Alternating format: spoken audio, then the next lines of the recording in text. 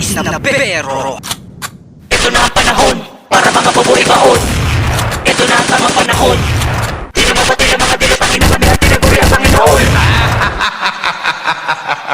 Ipagkata sa amin, malamang iminutulog na kita sa pamamagitan ng kamay. Malawa ka pala na kung bakit pinapalaganap, hindi makatahid, di kahit ikaw siya mabay. Nakapaloob at nakasaan sa aking mga verso. Ang lahat ng mga may hinaalipinin, sampal ang nadadama. Sa lahat ng bumabala kayo, huwag nyo napilitin. Dahil ako bakit ako napanis sa mga pinagmalabay at hindi matumaro ng mga letra. Bawalang magtanong ulol kung ang mga tira nyo hindi na mabibenta, magulat ka.